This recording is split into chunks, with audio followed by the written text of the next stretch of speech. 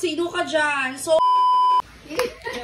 ayun na nga guys, maaga akong ginising ng aking husband dahil daw may rider na dumating. Wala naman akong order. Tumawa ako dahil witness ni sir na bago talaga akong gising. yes, hi. Uy, ano? As in? Mula ko, pakigunit na lang. Ay, okay. Ang dami picture. Ah, sige na rin. Ka-cute. Punso ni.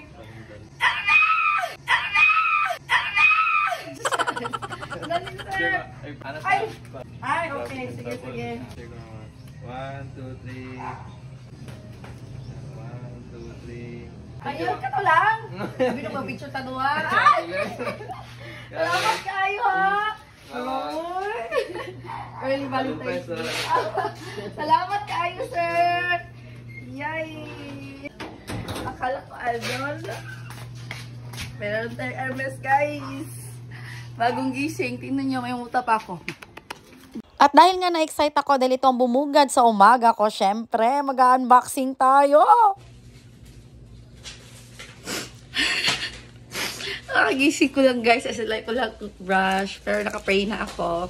Oh my god, this is my early gift for Valentine's from Basics Davao. Uy, hindi ko in-expect.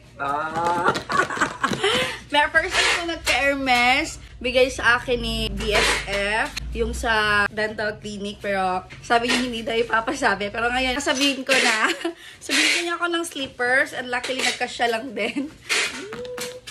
So, ano kaya? Grabe, bagong gising pala ako, guys. Ayan. Kasi kahapon tinadtad ako ng mga meetings. Anyways, this is it. What is this? Another pair of, ano na naman ba? Slippers. So, wow! Actually, supposedly, no mga isang araw pa ito ihahatid. Kaya nga lang, very maulan, girl. Syempre, kawawa naman yung mag-deliver, diba? Tapos, hindi ko naman to binili. Binigay. Early, Valentine's gift. What is this? Wow! May kanya-kanyang bag siya, girl! Girl! Look at this, girl! Oh my God! Ang bango. Ay, oh! Slippers na naman! And mahilig ako sa mga brown, sa mga nude. Tingnan natin kung perfect! Perfect! Oy, feeling ko narinig! Next ko yung binili kong sandal sa kanya. Ay, hindi. Alam niya kasi size ko dun. Oo nga. Sabi ko kasi if may someone na gusto magbigay sa akin ng slippers or ng bags, kapag slippers or sandals, size 37 ako. Kapag bag naman, ayoko yung mga malalaki. Gusto ko yung maliit. Ay, oo. Kaya alam niya yung size ko. Perfect! Thank you, madam! Ayan, may pang-date na ako sa Valentine. So, meron ako nung parang coffee. The first Hermes I got from a friend, of course. And second one, ito na naman. Hindi ko in-expect to. Hala! Wait nga lang. Of course, I want to try it on. And may pabulaklak pa tayo. Oh, Jayva, na-shock ako kay kuya. So, dito tayo uupo. Pak! Sino ka dyan? So, perfect. Dahil the last time na bumili ako ng damit sa Regatta, yung dress na suot ko nung New Year, kami gathering, late New Year. Ganitong kulay na brown yung suot ko nun. Yung nag-get ready with me ako, ng dami na namang bash. Kaloka kayo, wala kayo sa buhay nyo. Anyways, as always, may mga paganto-ganto, pero hindi ko naman binabasa yung mga ganto.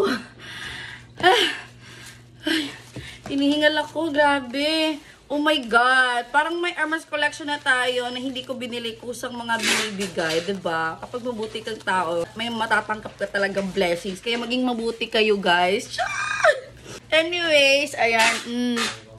So, upcoming na nga pa, Malapit na akong magpa-veneers, guys. So, schedule na lang si BFF kasi ang main branch niya kasi talaga is Butuan. So, nagsischedule lang siya dito like once a month. Pero yun nga, syempre, ang first procedure na ginawa namin just this February na pala ngayon. Wow! Magsa-Chinese New Year na. First ginawa niyang procedure, anong January is gingivectomy. Ibig sabihin, binawasan niya yung gums ko. Kasi sobrang talaga ng gums ko. Mala exposure, kumbaga. Kapag nag-smile ako, mas kita siya compare sa ngipin ko.